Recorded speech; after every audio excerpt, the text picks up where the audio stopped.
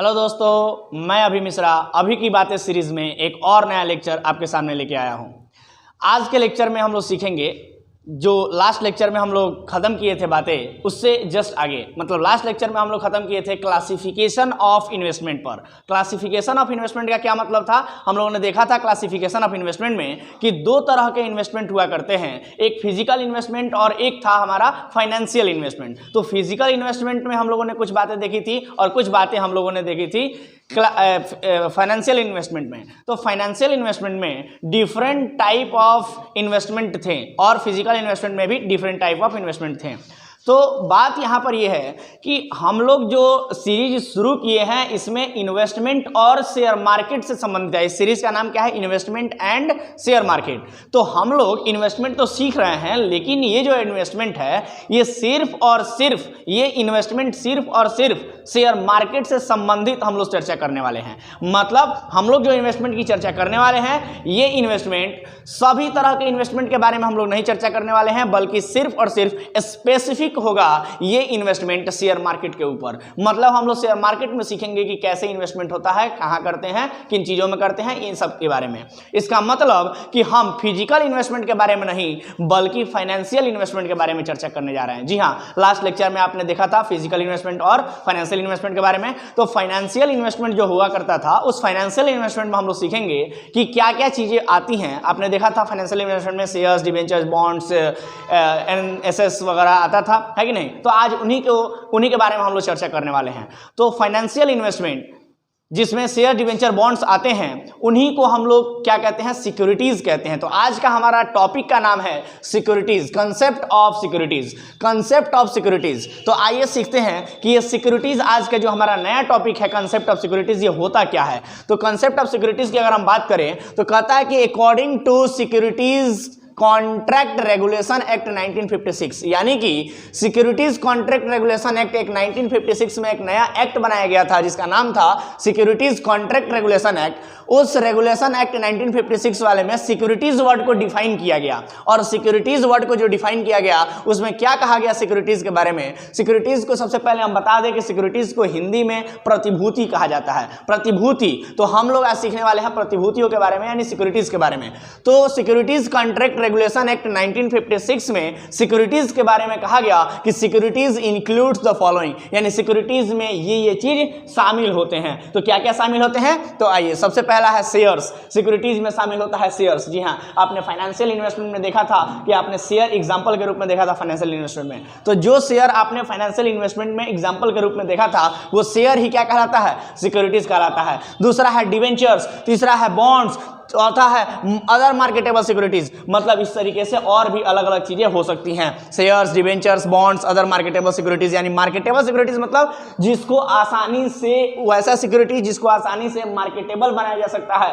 Marketable का मतलब होता है जो ट्रेडेबल होता है, मतलब जिसको आसानी से ट्रेड किया जा सकता है, परचेज और सेल किया जा सकता है, एक से दूसरे को ट्रांसफर किया जा सकता है, उसको हम लोग क्या बोलते हैं? मार्केटेबल बोलते हैं। तो ऐसे इन्वेस्टमेंट, ऐसे चीजों को शेयर्स, डिवेंचर, बॉन्ड्स और अदर मार्केटेबल सिक्योरिटीज को हम लोग क्या कहते हैं? हम लोग सिक्योरिटीज कहते हैं। इन सभी चीजों को हम लोग क्या कहते हैं? सिक्योरिटीज कहते हैं। ये बात कहां लिखा गया है? तो सिक्योरिटीज कॉन्ट्रैक्ट रेगुलेशन एक्ट 1956 में लिखा गया है। जी हां, ये एक्ट का एग्जांपल हम इसलिए दिए, एक्ट का रेफरेंस इसलिए दिए हम, क्योंकि आप सबको बता दें कि अगर किसी वर्ड के बारे में एक्सप्लेन करना होता है तो सबसे पहले हमें रूल ये अपनाना चाहिए, कि अगर उस वर्ड के बारे में किसी एक्ट में डिफाइन किया गया है। कॉमर्स में सबसे इंपॉर्टेंट बात इस बात पर ध्यान देना होता है कि अगर किसी वर्ड को किसी एक्ट में डिफाइन किया गया है तो फर्स्ट ऑफ ऑल हमें उस एक्ट का रेफरेंस लेना चाहिए। मतलब सबसे पहले डेफिनेशन बताते समय या मीनिंग बताते समय हमें उस वर्ड को अगर किसी एक्ट में डिफाइन किया गया है तो वो बतानी चाहिए। इसलिए हमने यहाँ एक्ट का रेफरेंस लिया है, जो कि सिक्योरिटीज के बारे में बताना था। तो सिक्योरिटीज कॉन्ट्रैक्ट रेगुलेशन एक्ट 1956 में ही बोला गया था, इसीलिए हमने इसका रेफरेंस लिया। तो उसमें सिक्योरिटीज के बारे में आपने सीखा कि शेयर्स, डिवेंचर्स, बॉन्ड्स और अदर मार्केटेबल सिक्योरिटीज को ही क्या कहा जाता है? सिक्योरिटीज कहा जाता है। तो यहां पर अब इसके बाद हम लोग डिटेल में समझेंगे कि शेयर क्या होता है, डिबेंचर्स क्या होते हैं, बॉन्ड्स क्या होते हैं और अदर मार्केटेबल सिक्योरिटीज में क्या क्या आएगा। तो ये शेयर्स, डिबेंचर्स, बॉन्ड्स इन्हीं का तो परचेज और सेल जो होता है वो शेयर मार्केट में किया जाता है ना। तो हम लोग शेयर मार्केट की चर्चा जो कर रहे हैं वो इन्हीं के बारे में तो चर्चा करेंगे। तो इसके बाद के लेक्चर्स में आप देखिएगा कि शेयर्स, डिबेंचर, बॉन्ड्स और अदर मार्केटेबल सिक्योरिटीज के बारे में हम डिटेल में चर्चा करेंगे। फिलहाल यहाँ पर हम ये बताने जा रहे हैं कि ये जो शेयर, डिबेंचर, बॉन्ड्स होते हैं इन्हीं को इन्वेस्टमेंट के भाषा में क्या कहते हैं? इन्वेस्टमेंट के भाषा में सिक्योरिटीज कहते हैं। तो ये जो सिक्योरिटीज होते हैं, ये these securities are issued by different entity. ये जो सिक्योरिटीज होते हैं वो अलग अलग तरह के एंटिटीज यानी बिजनेस के द्वारा, अलग अलग तरह के ऑर्गेनाइजेशन के द्वारा इशू किए जाते हैं bye means of financial source. क्यों इशू किए जाते हैं? क्योंकि उन एंटिटीज को, उन ऑर्गेनाइजेशंस को, उन बिजनेसेस को पैसों की जरूरत होती है। Bye means of financial source, bye means of financial source मतलब उनको पैसों की आवश्यकता होती है। उस आवश्यकता को पूरा करने के लिए ये जो बिजनेस ऑर्गेनाइजेशंस होते हैं ये लोग क्या करते हैं? ये लोग सिक्योरिटीज को इशू करते हैं, ताकि ये सब चीज इशू करेंगे, शेयर्स को, डिवेंचर्स को,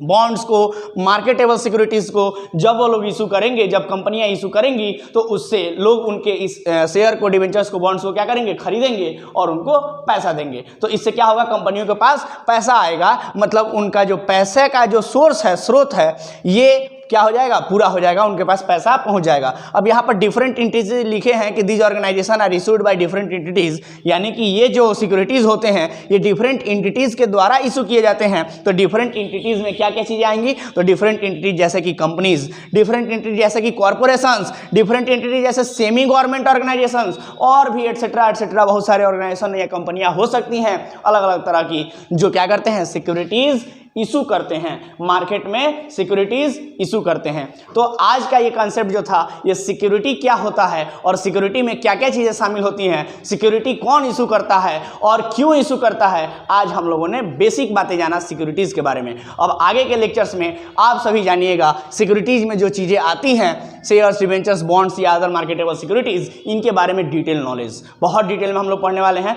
तो ऐसे ही डिटेल में पढ़ने के लिए अगर आप चाहते हैं कि इस इन्वेस्टमेंट और शेयर मार्केट के बारे में आपको डिटेल नॉलेज हो, तो हमारे यूट्यूब चैनल कॉमर्स 2.0 को जरूर फॉलो करें। इस वीडियो को ज़्यादा से ज़्यादा लोगों को शेयर करें। धन्यवाद।